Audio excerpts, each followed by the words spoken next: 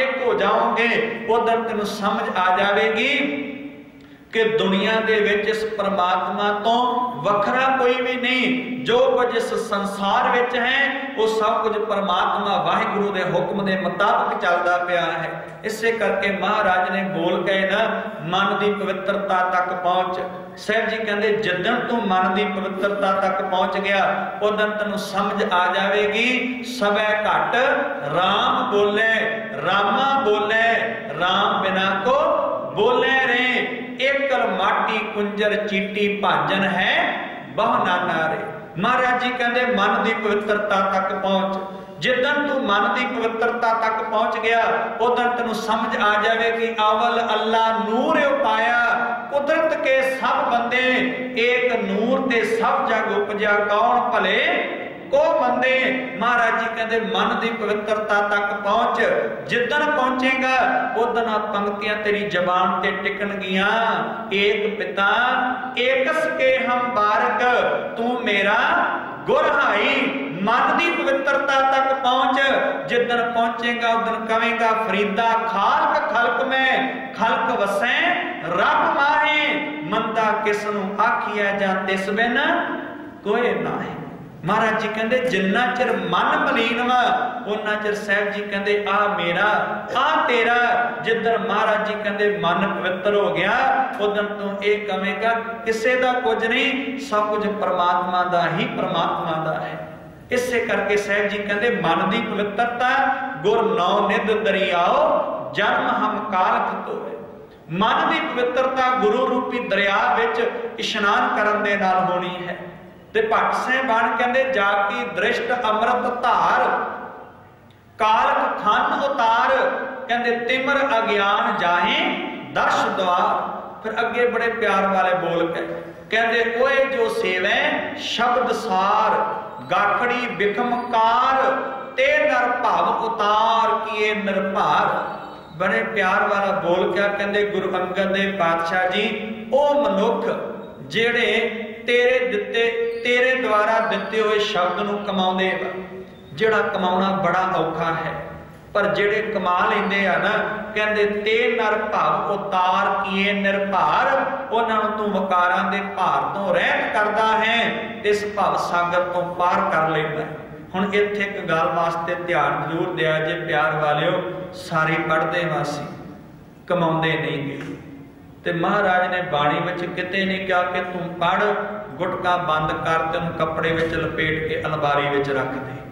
महाराज ने किते नहीं कहा तू 1430 अंग पढ़, रमाला पा दे ते गुरु ग्रंथ साहिब दा सुखासन कर। महाराज जी कहते कमलिया पढ़न तक जिंदगी सीमित नहीं रखनी। पढ़न तो बाद महाराज जी कहते समझण दा यतन करके बाणी तेनों कहंदी की पई है। समझण तो बाद महाराज जी कहते उन्होंने जीवन विच कमा। जिदन पढ़न तो बाद समझेगा कमावेगा, साहब जी कहते उदन पता लगना बाणी किन्नी समर्था दी मालक है। उदन तेनों पता लगना बाणी मेरे जीवन विच किन्ना वड्डा बदलाव लिया सकदी वा। प्यार वाले पढ़न तक सीमित जे ना समझिया ना कमाया, जिंदगी जिथों तुरी सी उत्थे दे उत्थे खड़ी होई वा, बदलाव कोई नहीं जे जिंदगी विच आया। महाराज जी कहते पढ़ना समझ ते कमा। भाई गुरदास जी का एक बोल मैं तुहाडे नाल साझा करा। भाई गुरदास जी कहते कदे ये होया कोई मनुख अपनी जबान तो खंड खंड कवे ते उन्होंने खंड का स्वाद आ जाए। खंड खंड कहण दे नाल कहते कदे खंड का स्वाद नहीं आता। दो दाने चक के खंड के जबान ते रखने पैणगे, फिर बंदा कहेगा हाँ भी ये मिठी है। फिर भाई गुरदास जी ने अगला बोल के कहते बहुत ठंड होवे ते मनुख अग अग कही जावे कि अग कहण दे नाल ठंड तो राहत मिल जावे। कहते कुछ कख इकट्ठे करने पैणगे, उन्होंने अग लाउणी पवेगी, फिर उस अग नूं सेकना पवेगा, तां जाके शरीर नूं लग रही जिहड़ी ठंड वा उहदे तो राहत मिल सकदी है। कहते किसी मनुख नूं कोई रोग लग जावे, मंजे ते लम्मा पिया, वैद वैद कही जाता कि वैद वैद कहण दे नाल उहदा रोग ठीक हो जाएगा, नहीं, उन्होंने वैद कोले जाना पवेगा, अपना रोग दसना पवेगा। जिहड़ी वैद ने दवाई दी वो परहेज दे नाल खानी पवेगी, तां जाके रोग तो रहत हो सकता है।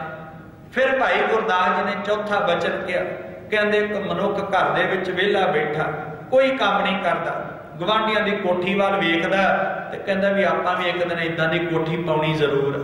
हुण कहंदे कमाई नहीं करदा ते बैठा मंजे ते वेला कही जांदा कि आपां भी गवांढियां वर्गे एक दिन 2 मंजिली कोठी पाउणी जरूर वा। कहंदे गल्लां नाल कोठियां नहीं पैंदियां, कमाई करनी पैनी है, धन इकट्ठा करना पैना तां जाके गवांढियां वर्गी कोठी पै सकदी है। हुण भाई गुरदास जी उदाहरणां दे के समझाउंदे पता की है, कहंदे जिद्दां खंड खंड कहण दे नाल खंड दा स्वाद नहीं मिल सकदा, अग अग कहण दे नाल शरीर नूं लग रही ठंड तो राहत नहीं मिल सकती, याद रख कल्ली बाणी पढ़न दे नाल जिंदगी नहीं हो बदलनी गी। पढ़न वाले बड़े इस संसार विच। महाराज जी कहंदे समझ, समझण तो बाद कमा जे जीवन विच बदलाव चाहुंदा है।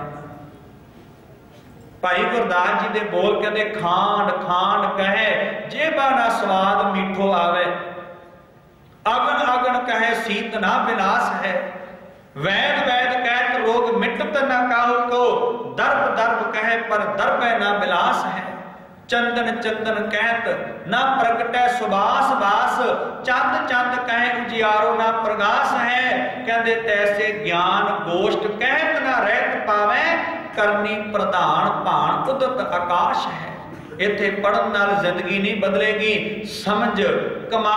महाराज जी कहते तां जाके तेरी जिंदगी च बदलाव आवेगा। साहब गुरु नानक पातशाह ने तो ऐलानिया तौर पर वचन कह दिते। साहब कहते पढ़ पढ़ गड्डी लद्दी है, पढ़ पढ़ भरीए सात, पढ़ पढ़ बेड़ी पाईए, पढ़ पढ़ गड्डिए खात, पढ़िए जेते बरस बरस, पढ़िए जेते मास, पढ़िए जेती आरजा, पढ़िए जेते सास। महाराज कहते नानक लेखै एक गल, होर हौमै चखना चाक। तू बाणी पढ़ के बाणी विचों प्राप्त की कीता, मकसद तेरा ये होना चाहिए। मैं कई बार बेनती करता हूं, वेखो 24 अष्टपदियां ने सुखमनी साहिब दी, ते एक अष्टपदी दे 8 पदे ते 24 श्लोक वा। पढ़न वाले दिहाड़ी च 2-2 सुखमनी साहिब दे पाठ कर लेंदे आ, पर सानू पता ही नहीं लगता 24 अष्टपदियां दे विच 24 श्लोकां दे विच एक अष्टपदी दे 8 पदियां विच गुरु अर्जन देव पातशाह सानू कह की रहे। जपजी साहिब रोजाना ही पढ़ते हैं ना, 38 पौड़ियां। सानू इन्ना जरूर पता कि जी असीं जपजी साहिब सवेरे पढ़िया, पर सानू ये नहीं पता धन गुरु नानक पातशाह उन्हां 38 पौड़ियां विच सानू कह की रहे हैं। रोजाना असीं पढ़ते हाँ, धन सच्चे पातशाह जी कहते मन्ने पावे मोख द्वार, मन्ने परवारे साधार, मन्ने तरे तारे गुर सिख, मन्ने नानक भवे ना भिख, ऐसा नाम निरंजन होए जे को मन जाने मन। कोई मन्या कदे असी जो गुरु नानक पातशाह ने कहा की कहते मेरे मालक साहब कहते अमृत वेला सच नाओ वड्याई विचार, करमी आवे कपड़ा नदरी मोख द्वार, नानक इवें जानिए सब आपे सचियार। कदे अमृत वेला संभालिया, कदे उठ के जपजी साहिब पढ़िया, कदे उठ के रब की सिफत की है। महाराज जी कहते यही तो भोलिया एक तरीका उस परमात्मा के घर में सचियार बनता। जे ये तरीका नहीं अपना रहा किदां तू परमात्मा के घर में सचियार बनेगा। तो वेखो जपजी साहिब की बाणी में साहिब धन गुरु नानक पातशाह कहते जे अपने घर के हरेक कोने विचों दुख कढ़ के बाहर भेजना चाहना ना, सुख लैके आना चाहना घर दे विच, साहिब जी कहते गावीए सुनीए मन रखिए भाव। रोजाना ही पढ़ते हैं ना साहिब जी कहते जबान नाल गा, कन्ना नाल सुन, जो गाविया जो सुनिया उहदे प्रति मन विच प्यार पैदा कर। साहिब जी फिर की होएगा? साहिब कहते गावीए सुनीए मन रखिए भाव, दुख पर हर सुख घर ले जाए। महाराज जी कहते दुख तेरे जीवन को छड्ड के चले जाणगे, सुख तेरे जीवन विच आण के अपना घर बना लैणगे। रोजाना ही पढ़ते वा, फिर भी साडी एक ही शिकायत आ जी, इन्नी बाणी पढ़ी दी आ जी, रोजाना ही गुरुद्वारे जाने आ जी, रोजाना ही उत्थे गुरु ग्रंथ साहिब दीआं परिक्रमा करी दियां, साडे घर चों दुख नहीं निकलिया। महाराज जी कहते दुख निकलेगा किदां? जिन्ना दुख निकलना सी वो तां तूं तरीका ही कोई नहीं अपनाया। पढ़न दे नाल दुख नहीं निकलेगा। महाराज जी कहते बाणी नूं पढ़न तो बाद समझ, समझण तो बाद कमा। जिद्दन महाराज जी कहते कमावेगा उदन दुख तेरी जिंदगी चों बाहर ते सुखां दी तेरे जीवन विच एंट्री होवेगी। इसे करके बाबा जी कहते क्या पढ़िए, क्या गुणिए, क्या वेद पुराना सुनिए। कहते पढ़े सुने क्या होई, जो सहज ना मिलियो सोई। बाणी पढ़नी कादे वास्ते? साडे जीवन च निमरता आवे, साडे जीवन विच सच आवे, साडे जीवन विच संतोख आवे, साडे जीवन विच दया आवे, साडे जीवन विच धर्म आवे, साडे जीवन विच धीर जावे। प्यार वाले सारे बैठे वा, क्योंकि अमृतमई बाणी दे बोल वाना होवो एकत्र मिलो मेरे भाई, दुबदा दूर करो लिव लाए। सारे जने अंदर झात मारिए कि ये सब कुछ साडे अंदर आ गया। रोजाना ही पढ़ते हैं ना, भाई साहब दस रहे सी भी असी सारे रल मिल के ते सेवा करते हैं।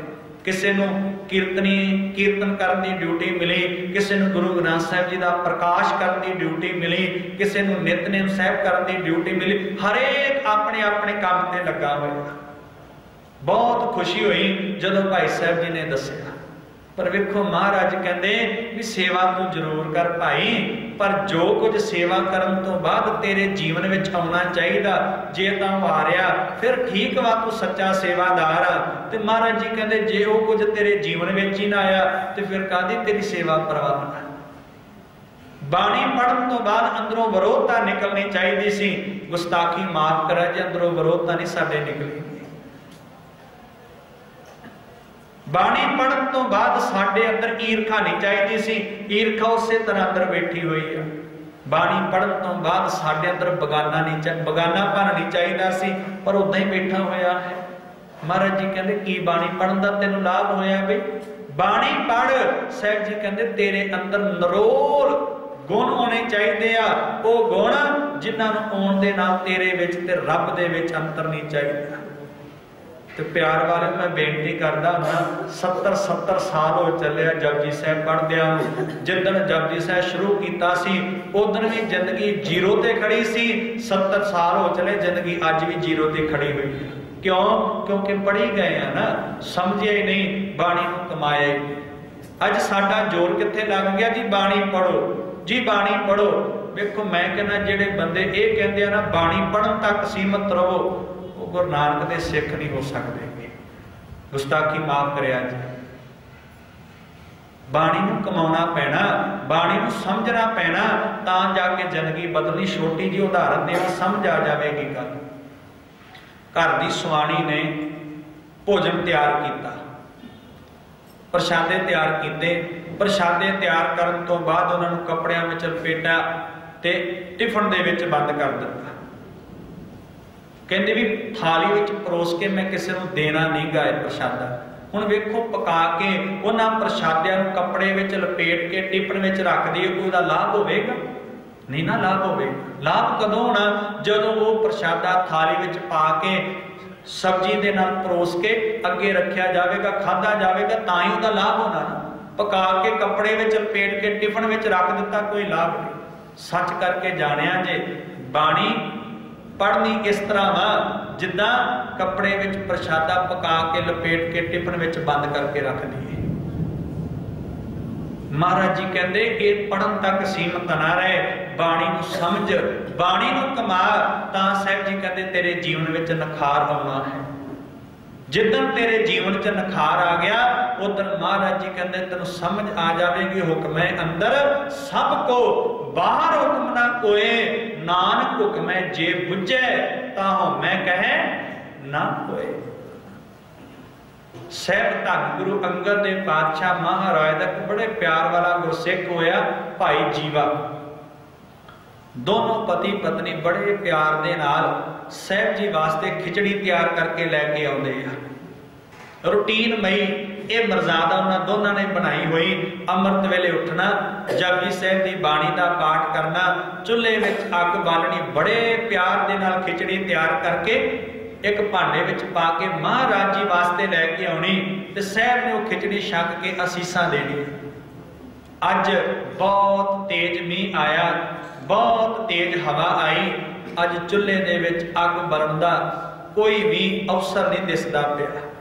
हुण भाई जीवा अंदरों जुड़िया गुरसिख सी, क्योंकि धन गुरु अंगद देव पातशाह की सेवा करता सी। दोवें हाथ जोड़ के अरदास की, हे भगवान वाहिगुरु जी किरपा कर, जे अज मीह ना हटिया, जे अज हनेरी ना हटी, ते जेड़ी मेरी आ महाराज वास्ते खिचड़ी बना के लिजाण की मर्यादा ये अज भंग हो जाए।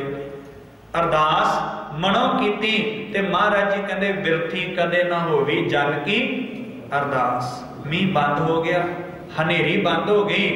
भाई जीवे दे घर वाली ने चुल्हे च अग बाली, खिचड़ी तैयार की ते दोवें पति पत्नी बड़ी चाई चाई महाराज दे सन्मुख पहुंच गए।